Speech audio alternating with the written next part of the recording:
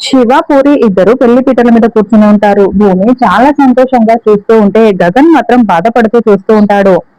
ఎందుకంటే పూరి పక్కనే శారదా కేపీ ఇద్దరు కూడా తల్లిదండ్రులుగా కూర్చొని ఉంటారు. కేపీని చూసి గగన్ చాలా బాధపడుతూ కోపంగా చూస్తూ ఉంటాడు. పూరి శివల పెళ్లి జరుగుతున్నందుకు మాత్రం చాలా సంతోషపడుతూ కేపీని చూస్తూ రగిలిపోతూ ఉంటాడు. ఇక కేపీ పూరి వైపు చాలా ప్రేమగా చూస్తూ తల నిమురుతూ ఉంటే పూరి కేపీ వైపు చూస్తూ చాలా సంతోషంగా చూస్తూ ఉంటుంది. శివ బిందును తలుచుకుంటూ ఒకవైపు బాధపడుతూనే భూమికి ఇచ్చిన మాట కోసం తాళి కట్టడానికి సిద్ధమైపోయి పూరి పక్కన కూర్చొని ఉంటాడు. ఏదో త్వరగా ఈ పెళ్లి పూర్తయిపోవాలి అని భూమి కొంచెం టెన్షన్ పడుతూ చూస్తూ ఉంటుంది. శారదేమో చాలా సంతోషంగా ఉంటుంది. అలా బాబు ఈ మాంగళ్యం తీసుకుని అమ్మాయి మెడలో కట్టునైనా అని పూజారి గారు ఇవ్వడంతో ఇక శివ బిందు మెడలో తాళి కడుతూ ఉంటాడు. భూమి దగ్గర ఉండి పూరి జడ ఎత్తి పట్టుకొని మరి ఉంటే శివ తాళి కడుతూ ఉంటాడు.